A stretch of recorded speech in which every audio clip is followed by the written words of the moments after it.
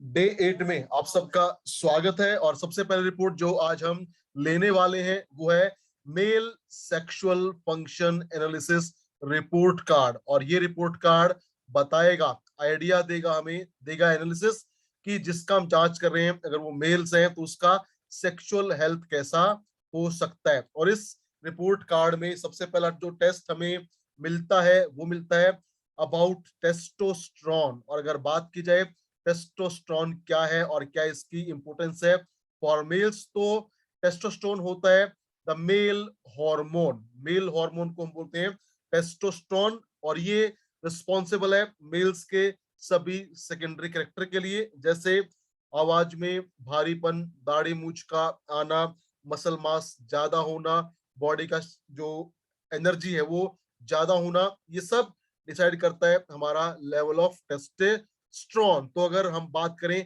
Testosterone का, तो ये मेल के एंटायर हेल्थ के लिए, सिर्फ सेक्सुअल हेल्थ की ही नहीं, सेक्सुअल हेल्थ के अलावा जो भी पुरुषों का फिजिकल हेल्थ होता है उसको डिटरमाइन करने में हेल्प करता है टेस्टोस्टेरोन। तो सबसे पहले हम बात करते हैं टेस्टोस्टेरोन और मेल्स की हेल्थ का क्या रिलेशनशिप है। तो अगर हम बात करें टेस्टोस्टेरोन एंड मेल हेल्थ, तो सबसे पहले हमारी स्किन जो होती है, स्किन के ऊपर जो भी बाल आते हैं, पुरुषों की बॉडी पे जो बाल आते हैं वो आते हैं because of high level of testosterone. अगर लेवल ऑफ टेस्टोस्टेरोन नॉर्मल होगा या ज्यादा होगा तो बॉडी पे, स्किन पे बाल ज्यादा आएंगे।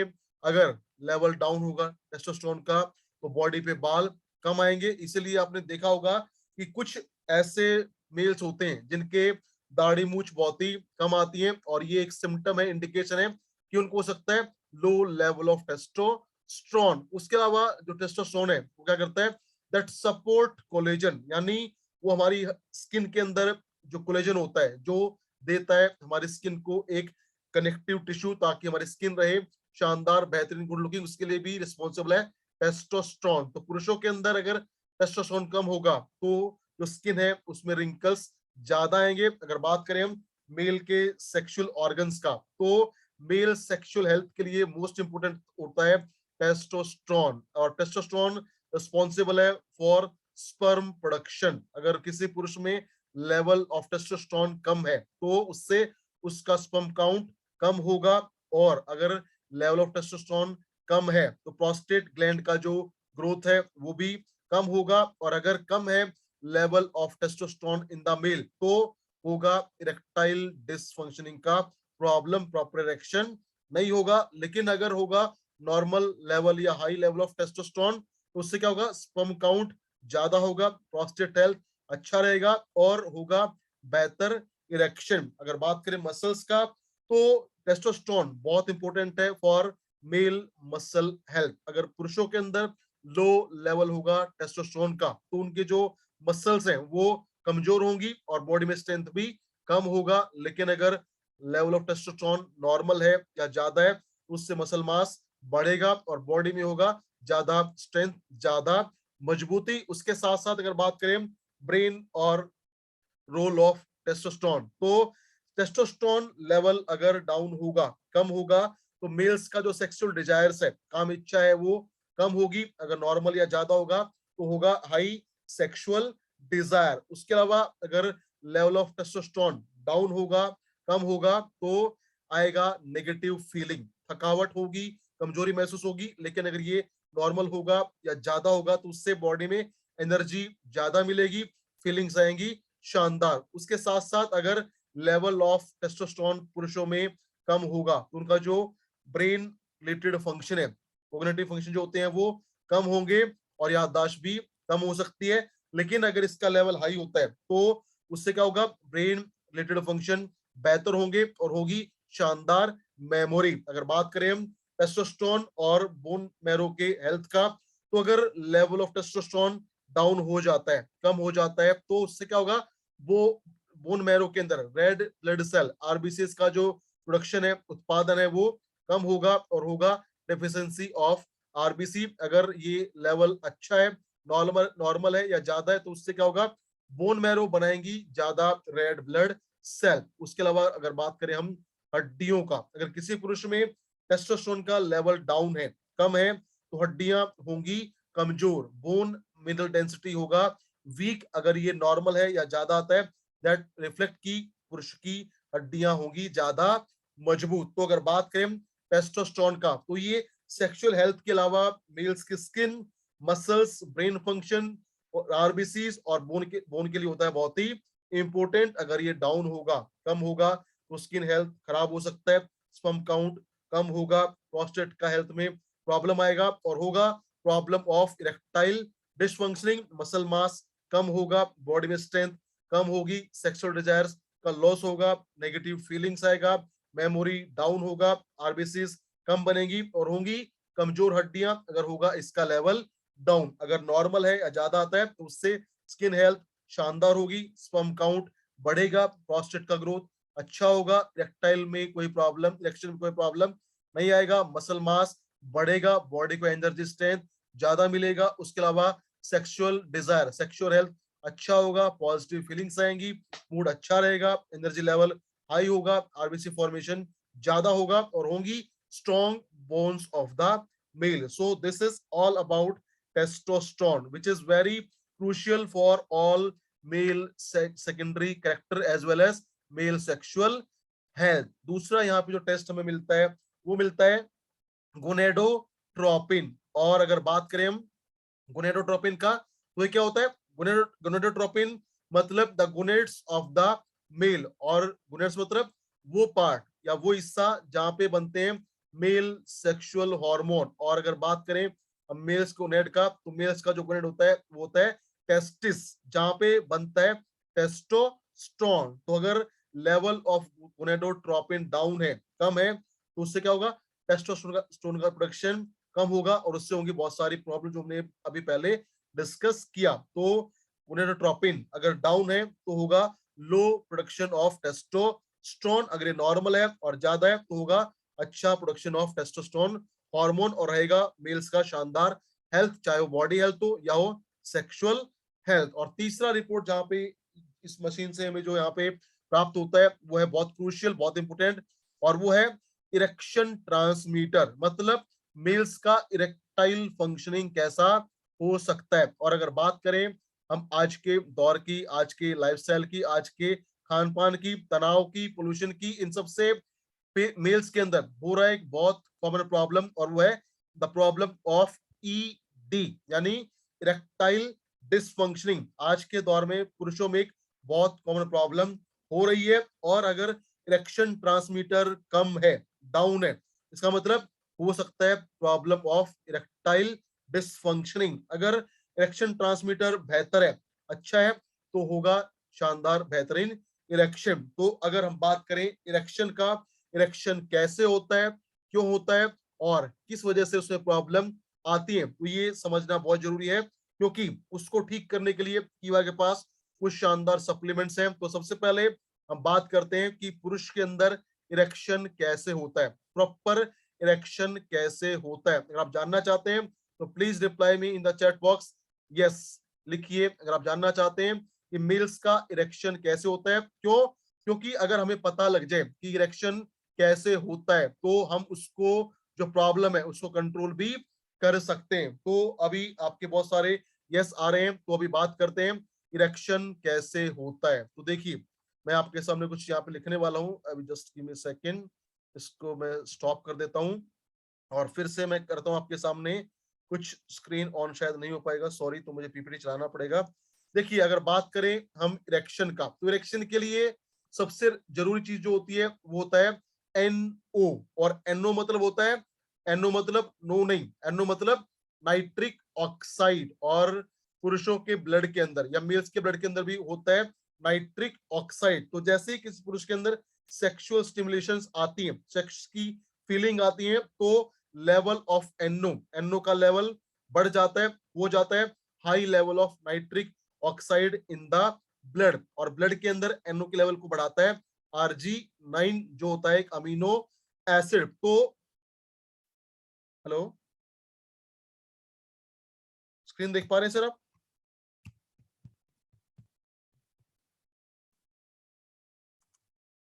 Hello hello.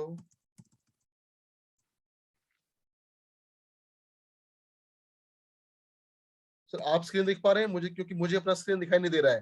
तो ओके चलो वैसे बात कर लेते हैं, क्योंकि अगर आप मुझे सुन पा रहे हैं तो मैं आपको वैसे बात कर लेता हूँ। मेरा स्क्रीन यहाँ पे गायब हो गया है, कुछ टेक्निकल इशू लगता है मुझे। तो देखिए, अगर बात करें हम, जब भी किसी पुरुष में होता है सेक्सुअल फीलिंग आता है तो आर्जिनिन का लेवल बढ़ जाता है, और उससे होता है हाई लेवल ऑफ एनओ, यानी नाइट्रिक ऑक्साइड का जो लेवल है वो भी बढ़ जाता है। और ब्लड के अंदर जब बढ़ता है एनओ का लेवल, तो उसके साथ मिलता है एक दूसरा केमिकल, वो होता है सीजीएमपी। सीजीएमपी मतलब साइक्लिक ग्वेनोसाइन मोनोफॉस्फेट। और जब एनओ और सीजीएमपी मिलते हैं तो इनके मिलने से क्या होता है, जो भी हमारी मसल्स हैं, स्मूथ मसल्स हैं, उनमें आता है रिलैक्सेशन। और जब उनमें होता है रिलैक्सेशन तो उससे क्या होता है, मेल्स के जो पेनिस है उस पे होती है तीन ट्यूब्स, तीन सिलेंडर होते हैं, उनमें जो ब्लड का फ्लो है, प्रवाह है, वो बहुत ज्यादा बढ़ जाता है। और उससे क्या होता है,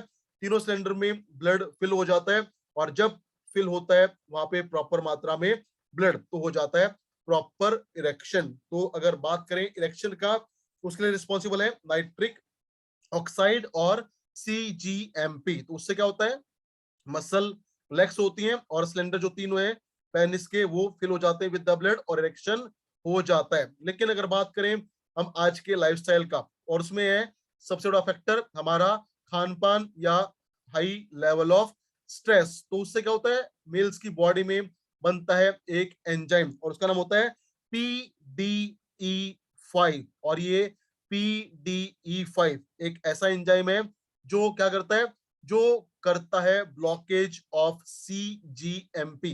जो सीजीएमपी होता है उसके काम को ये ब्लॉक कर देता है, बंद कर देता है। और जब सीजीएमपी अपना काम नहीं करेगा तो नाइट्रिक ऑक्साइड ब्लड में रहेगा, लेकिन फिर भी इरेक्शन नहीं होगा। क्यों? क्योंकि उसको चाहिए साथ में सीजीएमपी। लेकिन स्ट्रेस से या किसी और फैक्टर से अगर बढ़ जाए लेवल ऑफ PDE5, तो उससे क्या होगा, उससे होगा ब्लॉकेज ऑफ सीजीएमपी एक्शन। और क्या होगा, जो मसल्स में रिलैक्सेशन था वो नहीं होगा, मसल्स बनेंगी रिजिड, कठोर बनेंगी। तो उससे क्या होगा, मसल्स में ब्लड का फ्लो रुकेगा, तो जो पेनिस के ऊपर जो ट्यूब्स हैं वो ब्लड से फिल नहीं होंगी, और होगा इरेक्टाइल डिसफंक्शनिंग, प्रॉपर इरेक्शन नहीं होगा। और अगर बात करें हम, किसी भी मेल्स को अगर है इरेक्टाइल डिसफंक्शनिंग का प्रॉब्लम, यानी उसमें है high level of PDE5 enzyme, phosphodiesterase type 5 enzyme, और अगर आप चाहते हैं कि उस एंजाइम की एक्टिविटी को आप बंद करें ताकि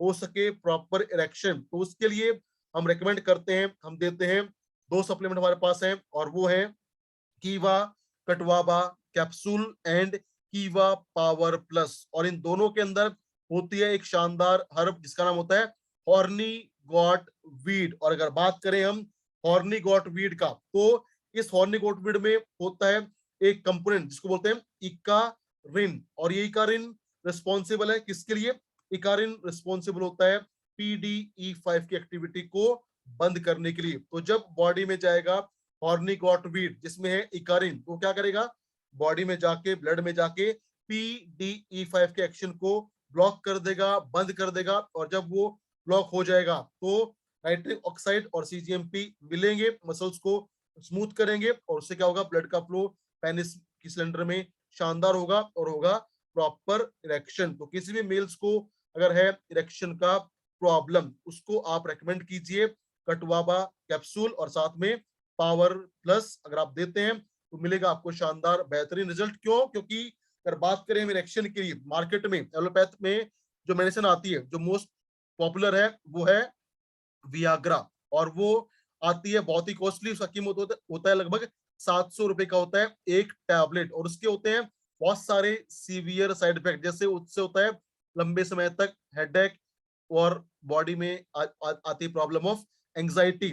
लेकिन जो काम करता है वियाग्रा, सिल्डेनाफिल सिट्रेट, वही काम करता है इकारिन। दोनों क्या करेंगे, दोनों करेंगे ब्लॉक एक्टिविटी ऑफ PDE5। तो आपको मिलेगा वैसा ही शानदार बेहतरीन result without any side effect, अगर आप यूज करवाते हैं या करते हैं पावर प्लस या कटवाबा capsule. So this is all about erection transmitter और कैसे आप इसको बेहतर कर सकते हैं। तो अगर बात करें हम टेस्टोस्टेरोन लेवल अगर आपको बढ़ाना है, तो उसके लिए तो सबसे शानदार तरीका होता है वो होता है कि जो हमारा थाइज रीजन है, अगर आप थाइज की एक्सरसाइज ज्यादा करते हैं तो उससे बढ़ता है लेवल ऑफ टेस्टोस्टेरोन। अगर बात करें सप्लीमेंट का, तो इसको बढ़ाने के लिए आप दे सकते हैं जिंक प्लस टैबलेट, जो हेल्प करेगा लेवल ऑफ टेस्टोस्टेरोन को बढ़ाने में। अगर बात करें इरेक्शन प्रॉब्लम है तो उसके लिए आप दे सकते हैं जिंक प्लस, साथ में कटवाबा, पावर प्लस और विटामिन ई का कोई भी सप्लीमेंट, चाहे वो हो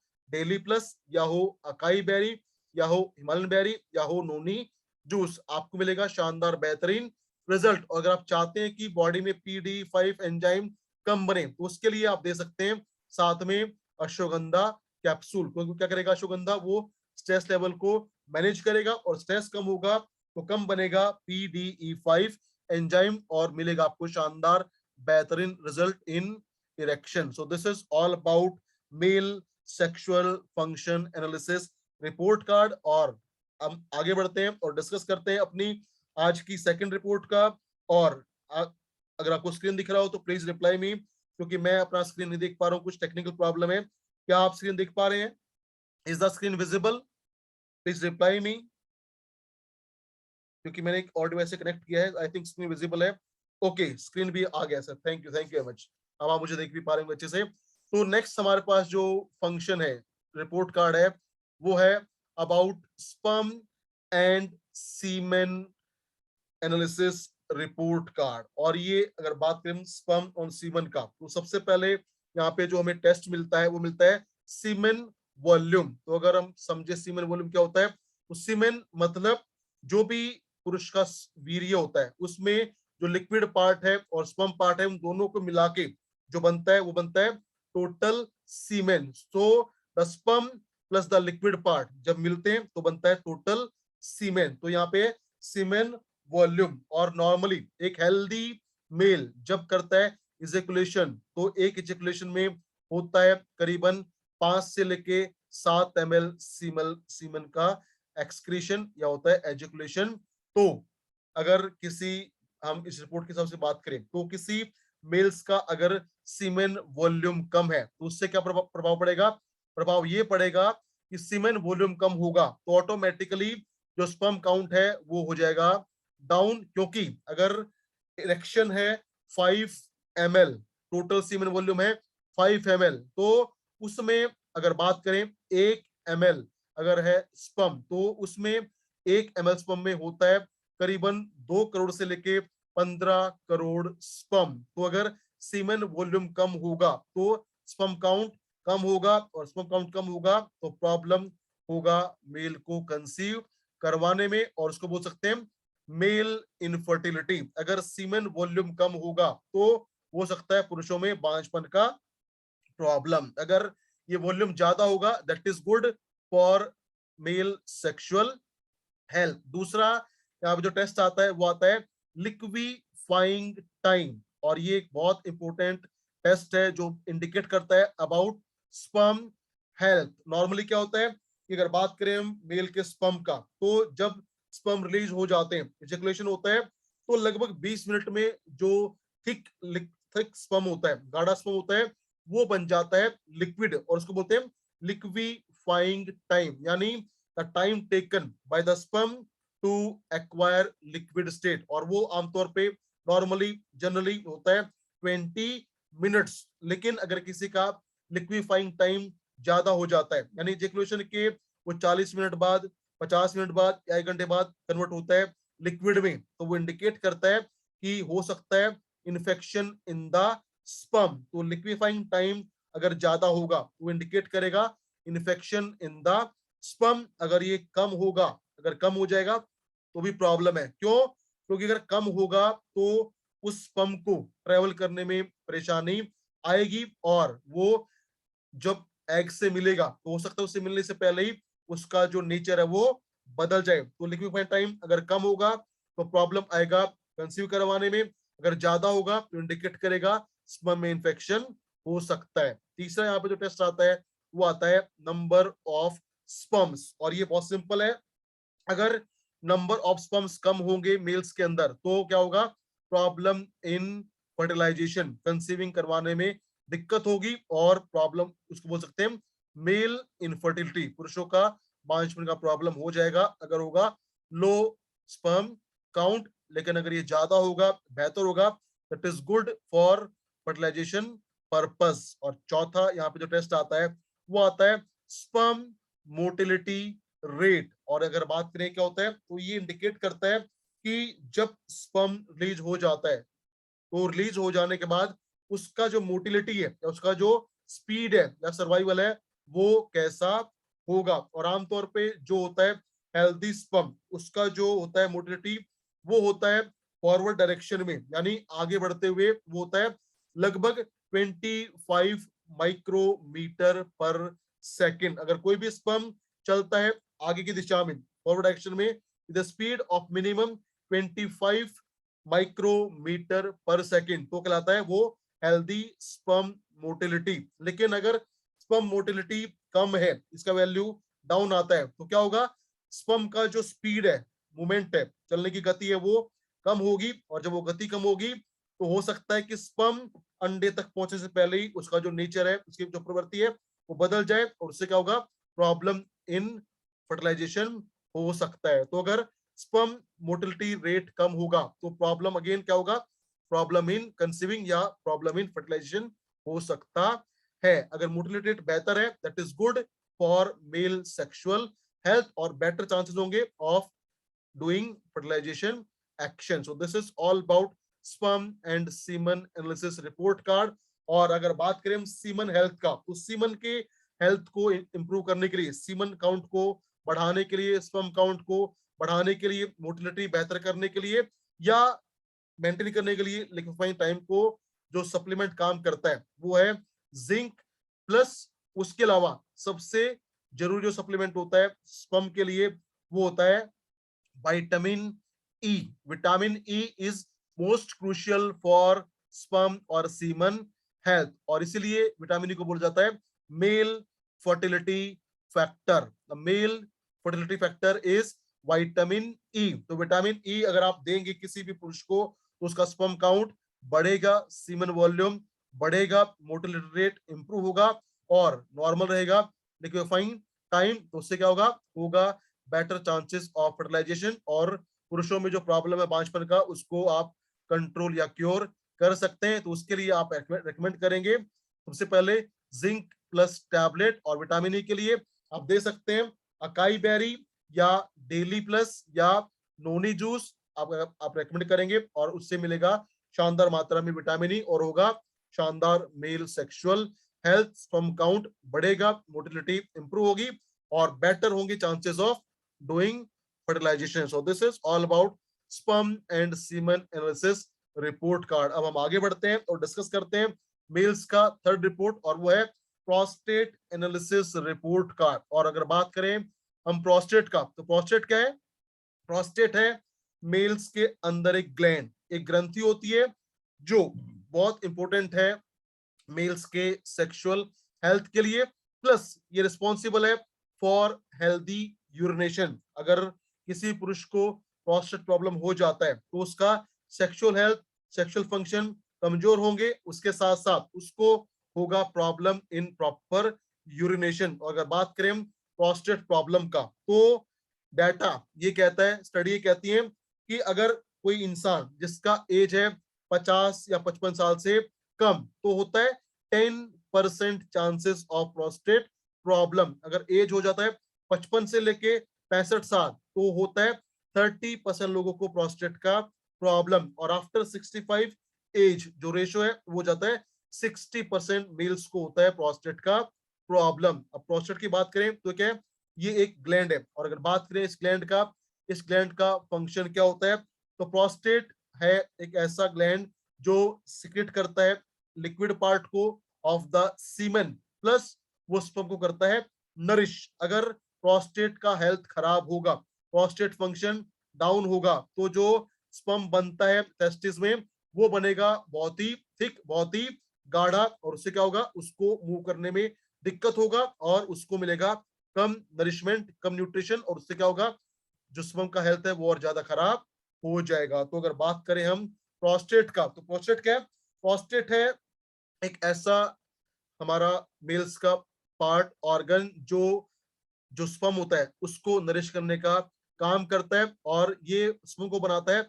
अल्कलाइन, ताकि उसका हेल्थ, उसका नरिशमेंट और बेहतर हो सके। प्लस ये प्रोवाइड करता है lubrication and nutrition to the sperm. उसके साथ साथ ये वेजाइना के अंदर, महिलाओं के वेजाइना के अंदर जो होता है एसिडिक कंटेंट, उसको करता है न्यूट्रलाइज, ताकि वहां पे जब स्पर्म जाए तो उसकी डेथ ना हो। तो प्रोस्टेट प्रॉब्लम किसी को होगा तो यहाँ पे क्लियर इंडिकेशन आप समझ सकते हैं कि मेल का जो सेक्सुअल फंक्शन है उसमें प्रॉब्लम आएगा, स्पर्म में होगा इन्फेक्शन और स्पर्म बन जाएगा एसिडिक। अगर होगा लो प्रोस्टेट हेल्थ, तो अगर स्पर्म होगा एसिडिक तो वो कंसीविंग करवाने में समर्थ नहीं होगा, और वो होगा, वो कॉज करेगा मेल इनफर्टिलिटी। उसके अलावा जिस भी पुरुष को होता है प्रोस्टेट का प्रॉब्लम, उसका फंक्शन अगर डाउन हो जाता है तो उससे होता है इरेक्टाइल डिसफंक्शनिंग का प्रॉब्लम, प्रॉपर इरेक्शन मेल्स को नहीं मिलेगा। और अगर हम बात करें प्रोस्टेट का, तो प्रोस्टेट में जो पहला रिपोर्ट आता है वो आता है degree of prostatic hyperplasia. Degree मतलब मात्रा, प्रोस्टेटिक मतलब प्रोस्टेट ग्लैंड, हाइपर मतलब ज्यादा, प्लेशिया मतलब ग्रोथ, यानी मेल्स की प्रोस्टेट ग्लैंड में जो ज्यादा ग्रोथ हो जाती है, जिसको बोलते हैं हाइपरप्लेशिया। अगर ग्रोथ ज्यादा होगी तो उससे क्या होगा, उससे होगा enlargement of prostate gland. Prostate का जो साइज है वो बड़ा हो जाता है, और ये, जैसे मैंने आपको बताया कि ये है मोस्ट कॉमन। अगर एज है 55 साल तक तो होता है 10% लोगों में ये प्रोस्टेटिक हाइपरप्लेशिया। अगर एज है 55 से लेके 65 साल तो 30%, और 65 के बाद होता है 60% मेल्स को प्रोस्टेटिक हाइपरप्लेशिया, यानी उसका जो साइज है प्रोस्टेट का वो आमतौर पे बढ़ जाता है। और जो वो बढ़ता है तो क्या होता है, उससे होता है प्रॉब्लम इन यूरिनेशन, पेशाब को पूरी तरीके से बाहर निकालने में दिक्कत होती है, और सेक्सुअल हेल्थ भी बहुत डाउन हो जाता है इरेक्टाइल डिसफंक्शनिंग का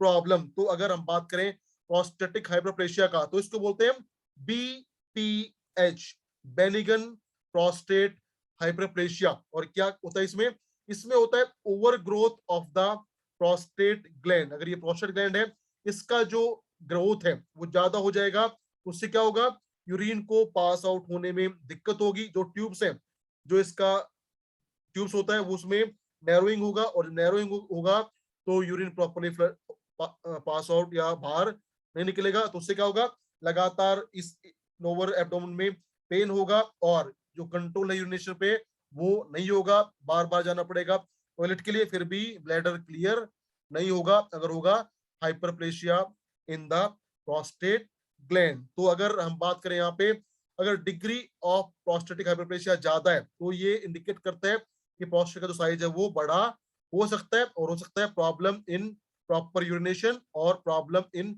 सेक्सुअल फंक्शनिंग। दूसरा यहाँ पे जो टेस्ट आता है वो आता है डिग्री ऑफ प्रोस्टेटिक कैल्सिफिकेशन, यानी प्रोस्टेट ग्लैंड के अंदर कैल्सिफिकेशन यानी एक्यूमुलेशन कितना हो सकता है। और अगर बात करें हम कैल्सिफिकेशन का, तो ये क्यों होता है इसको समझिए। देखिए, इस पूरी नेचर में, पूरे ब्रह्मांड में एक लॉ है, एक नियम है, और वो है the law of cause and effect. चाहे वो बात करें लीडरशिप का या बात करें कोई भी नेचुरल फिनोमेना का, हर जगह लगता है law of cause and effect, यानी हर काम का एक कारण होता है, और उस कारण से जो काम होता है उससे पड़ता है एक प्रभाव। और सेम होता है यहाँ पे प्रोस्टेट ग्लैंड के अंदर, जब हो जाता है प्रोस्टेटिक हाइपरप्लेशिया, जब प्रोस्टेट ग्लैंड का जो साइज है वो बढ़ जाता है, तो उससे क्या होता है, उसकी जो डक्ट्स होती हैं, ट्यूब्स होती हैं, वो जाती हैं नैरो, वो सिकुड़ जाती है, और जब ट्यूब सिकुड़ती हैं तो यूरिन को पास आउट होने में दिक्कत होती है। तो जब ट्यूब नैरो हो जाती है तो होता है ज्यादा retention of urine in the bladder, और जब ब्लैडर में रहेगा ज्यादा यूरिन तो उससे क्या होगा, रिटेंशन ऑफ सॉल्ट होगा, यानी जो सॉल्ट यूरिन में होते हैं वो ब्लैडर में ज्यादा रहेंगे, और वो क्या करेंगे, दैट विल कॉज कैल्सिफिकेशन। तो उससे क्या होगा, उससे वहां पे सिस्ट फॉर्मेशन हो सकता है, या गांठें बन सकती हैं, और होगा और ज्यादा ब्लॉकेज इन प्रोस्टेट ग्लैंड। तो अगर प्रोस्टेटिक कैल्सिफिकेशन फंक्शन ज्यादा है तो ये क्या इंडिकेट करेगा कि प्रॉब्लम इन मोर यूरिनेशन, यानी और ज्यादा ब्लॉकेज हो सकता है। उससे क्या होगा, प्रॉपर यूरिनेशन नहीं होगा, कंट्रोल यूरिनेशन पे खत्म हो जाएगा और बार बार टॉयलेट जाएंगे फिर भी ब्लैडर क्लियर नहीं होगा। और लास्ट में जो टेस्ट आता है वो आता है प्रोस्टेटिस सिंड्रोम। और ये है क्या? प्रोस्टेट का सिंड्रोम, प्रोस्टेट का लक्षण। ये क्यों होता है?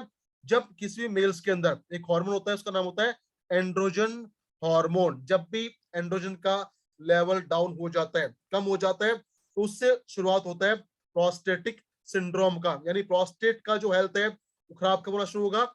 जब होगा low level of androgen hormone. और उससे क्या होगा? उससे स्टार्ट होगा हाइपरप्लेशिया, और उस हाइपरप्लेशिया बढ़ेगा तो होगा ज्यादा कैल्सिफिकेशन। तो अगर इन तीनों में प्रॉब्लम है तो उससे क्या होगा? उससे होगा ये कि प्रॉपर यूरिनेशन नहीं होगा, यूरिनेशन पे कंट्रोल नहीं रहेगा, ब्लैडर खाली नहीं होगा, एब्डोमेन में पेन होगा, और जो स्पर्म है उसको प्रॉपर नरिशमेंट नहीं मिलेगा, उसका लिक्विड पार्ट कम बनेगा और स्पर्म बनेंगे ज्यादा एसिडिक, और होगा problem in fertilization process. So this is all about prostate analysis report card. अगर आप चाहते हैं कि प्रोस्टेट फंक्शन बेहतर हो तो उसके लिए आप रेकमेंड करेंगे जिंक प्लस टैबलेट, साथ में आप दे सकते हैं केडी केयर टैबलेट और अकाई जूस के साथ एलोवेरा जूस। अगर आप ये चार चीजें रेकमेंड करते हैं तो मिलेगा आपको शानदार बेहतरीन रिजल्ट इन प्रोस्टेटिक प्रॉब्लम। उसका जो प्रॉब्लम है वो कम होगा, पेन कम होगा और होगा बेहतर यूरिनेशन, ताकि जो सिम्टम है उनको कम किया जा सके। सो this is all about prostate analysis report card. और अब हम आगे बढ़ते हैं और डिस्कस करते हैं अपना डे 8 का लास्ट रिपोर्ट जो है थायराइड एनालिसिस रिपोर्ट कार्ड।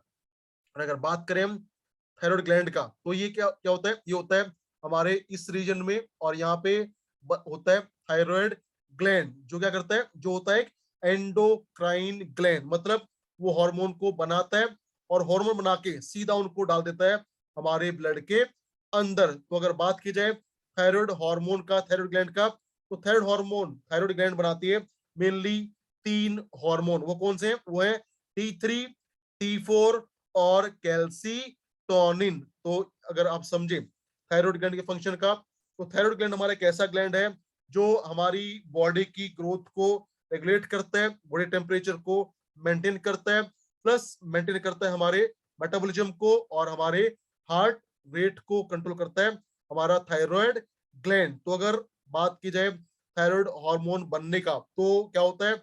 हम जो भोजन करते हैं उस भोजन में होता है जो भी आयोडीन पार्ट, वो आयोडीन हमारी थायराइड ग्लैंड लेती है और बनाती है T3, T4 और कैल्सिटोनिन हार्मोन, जो करते हैं हमारे फंक्शन को रेगुलेट, फंक्शन को नॉर्मल। तो फंक्शन क्या है थायराइड का?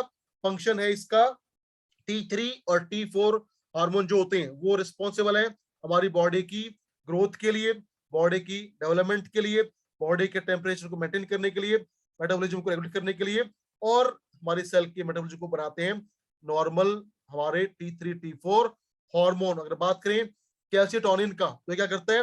हमारे ब्लड के अंदर जो कैल्शियम की मात्रा है उसको ये कम करने में हेल्प करता है, ताकि बोन से ज्यादा कैल्शियम लॉस ना हो। तो अगर हम समझे कि थायराइड ग्लैंड कैसे काम करती है, तो देखिए एक पिक्चर आपके सामने है और ये पिक्चर बताती है कि थायराइड ग्लैंड कैसे काम करती है। सबसे पहले थायराइड ग्लैंड के अंदर सबसे पहले एक्टिवेट होता है हाइपोथैलेमस, और क्या करता है?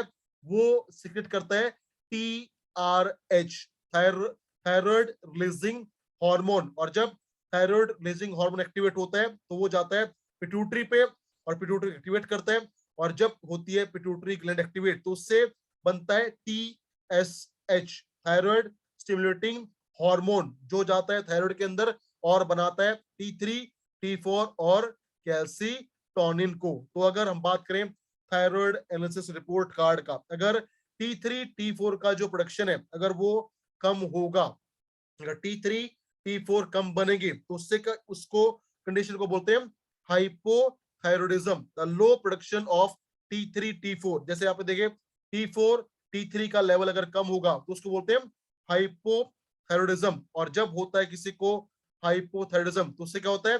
बॉडी का जो वेट है वो बढ़ना स्टार्ट हो जाता है, मेटाबॉलिज्म डाउन हो जाता है, बॉडी टेम्परेचर डाउन हो जाता है, और होता है लो हार्ट रेट, और ग्रोथ भी प्रभावित हो जाती है, होती है कम ग्रोथ अगर है, लो release of T3 and T4। अगर T3 T4 ज्यादा बनते हैं तो उसको बोलते हैं हाइपरथायरॉयडिज्म। और जब होता है हाइपरथायरॉयडिज्म तो हमारा वजन होता है कम, वेट लॉस होता है, मेटाबॉलिज्म बढ़ जाता है, बॉडी टेम्परेचर बढ़ जाता है, हार्ट बीट बढ़ जाती है, और बॉडी हो जाती है ज्यादा एक्टिव, और होता है बहुत ज्यादा बॉडी में वेट का लॉस अगर हो हाइपरथायरॉयडिज्म, मतलब high secretion of T3 and T4 hormone. और बीच में जो यहाँ पे टेस्ट है वो है थायरोग्लोबुलिन। और अगर बात करें हम थायरोग्लोबुलिन का तो क्या है, ये है एक सबस्ट्रेट, सबस्ट्रेट मतलब एक सरफेस, एक सतह, एक जगह जहां पे बनता है T3 और T4 हार्मोन। तो अगर थायरोग्लोबुलिन का जो लेवल है वो कम होगा, ये इसका इंडिकेशन कम होगा, तो मतलब T3 T4 हार्मोन कम बनेगा। क्यों? क्योंकि ये है वो सबस्ट्रेट, वो सरफेस, वो सतह जहां बनते हैं T3 T4 हार्मोन। तो सतह कम होगी तो हार्मोन कम बनेंगे, स्टोरेज कम होगी, आयोडीन कम रहेगा, और होगा प्रॉब्लम ऑफ हाइपोथायरॉयडिज्म। तो अगर थायरोग्लोबुलिन का लेवल डाउन है तो इससे हो सकता है प्रॉब्लम ऑफ हाइपोथायरॉयडिज्म। अगर होगा इसका लेवल बहुत ही ज्यादा तो ये क्या मतलब, इससे बनेगा T3 T4 ज्यादा, स्टोरेज होगा ज्यादा, ज्यादा आयोडीन का स्टोरेज, तो उसको बोल सकते हैं हाइपर थायरॉयडिज्म। तो इसका लेवल अगर हाई होगा तो इंडिकेट करेगा कि हो सकता है प्रॉब्लम ऑफ हाइपरथायरॉयडिज्म, अगर कम है तो प्रॉब्लम ऑफ हाइपोथायरॉयडिज्म। और तीसरा जो टेस्ट यहाँ पे आता है वो आता है एंटी थायरोग्लोबुलिन एंटीबॉडीज। और ये एक ऐसा टेस्ट है, अगर ये बढ़ जाता है तो ये इंडिकेट करता है कि थायराइड ग्लैंड का जो फंक्शन है वो नॉर्मल नहीं है, और थायराइड में हो सकता है कोई इन्फेक्शन, कोई डिजीज, कोई प्रॉब्लम, या कैंसर प्रॉब्लम भी हो सकता है अगर होता है high level of anti thyroglobulin antibodies. अगर लेवल नॉर्मल है या डाउन है, that is good for our thyroid health. तो अगर बात करें हम एंटी थायरोग्लोबुलिन का तो देखिए ये क्या होता है, जब भी बढ़ता है लेवल ऑफ एंटी थायरोग्लोबुलिन तो उससे क्या हो सकता है, उससे हो सकता है क्रॉनिक थायरोडोसिस, यानी थायराइड का लंबे समय तक चलने वाला प्रॉब्लम। उसके अलावा एसिमेटो थायरोडोसिस मतलब auto immune disease of thyroid gland. उसके अलावा कोलेजन डिजीज, कोलेजन कमजोर हो जाएगा बॉडी का, और थायराइड में हो सकता है कैंसर का प्रॉब्लम, और हो सकता है गठिया की समस्या, और थायराइड ग्लैंड हो जाएगी हाईली टॉक्सिक, और हमेशा रहेगा low level of HB in the blood, and that will cause anaemia problem. तो अगर पॉजिटिव आता है, ज्यादा आता है एंटी थायरोग्लोबुलिन इंडेक्स, तो ये प्रॉब्लम हो सकती है। अगर लेवल नॉर्मल है या डाउन है तो होगा better health of our thyroid gland. So ये है all about thyroid analysis report card. और थायराइड ग्लैंड में कोई प्रॉब्लम है और चाहते हैं कि आप उसका फंक्शन रेगुलेट हो, तो चाहे हाइपोथायरॉयडिज्म हो या हो हाइपरथायरॉयडिज्म, आप रिकमेंड कर सकते हैं थायराइड केयर टैबलेट। साथ में आप ऐड कर सकते हैं नोनी जूस, क्योंकि वो एक ऐसा शानदार सप्लीमेंट है जो होता है एडेप्टोजेनिक हर्ब, और हेल्प करता है in normal maintenance function of the thyroid gland. Thyroid control करने के लिए आप दे सकते हैं थायराइड केयर टैबलेट और नोनी जूस। तो ये था हमारा थायराइड एनालिसिस रिपोर्ट कार्ड। और अगर किसी का थायराइड फंक्शन डाउन हो जाता है या बढ़ जाता है, दोनों केस में होती है बॉडी में बहुत सारी प्रॉब्लम, और अगर आप चाहते हैं कि आप घर बैठे बैठे विदाउट एनी एक्सपेंस आप पता लगाएं कि थायराइड ग्लैंड आपकी कैसी काम कर रही है, क्या आपको थायराइड में कोई प्रॉब्लम है या नहीं है। उसके लिए एक बहुत आसान रास्ता है, तरीका वो क्या है कि आपको क्या चाहिए, आपको चाहिए सिर्फ एक पेपर, एक ग्राफ पेपर, एक स्केल, एक पेंसिल या पेन। और ये इन चीजों से आप चेक कर सकते हैं घर बैठे बैठे विदाउट एनी कॉस्टिंग कि हमारी थायराइड ग्लैंड कैसा काम कर रही है। तो करना क्या है, आपको कम से कम लगातार 21 से लेके 28 दिन, जब आप सुबह उठेंगे तो आपने सबसे पहला काम क्या करना है, आपने लेना है एक थर्मामीटर और लगाना है उसको अपनी आर्म पिट में, और नोट करना है अपनी बॉडी के टेम्परेचर को, और उसको क्या करना है, उसका लगाना है पॉइंट। और ये आपने करना है 21 से लेके 28 दिन, और जब पूरे दिन हो जाए तो आप लीजिए स्केल और जो टेम्परेचर आता है, पॉइंट आता है, उसको आप मैच कीजिए। अगर मैच करने के बाद आता है सीधा स्ट्रेट लाइन, मतलब आपका जो थायराइड ग्लैंड है वो शानदार, बेहतरीन, नॉर्मल काम कर रहा है। लेकिन अगर टेम्परेचर आता है डाउन बिलो 37 डिग्री सेल्सियस, तो वो एक इंडिकेशन है कि आपको हो सकता है प्रॉब्लम ऑफ हाइपोथायरॉयडिज्म। अगर बॉडी टेम्परेचर आता है 37 से ज्यादा, तो वो इंडिकेट करेगा कि हो सकता है प्रॉब्लम ऑफ हाइपर थायरॉयडिज्म। तो एक बहुत आसान तरीका है जिससे आप घर बैठे बैठे अपने थायराइड को जांच कर सकते हैं और उसको कंट्रोल कर सकते हैं। सो this is all about for day 8 आज के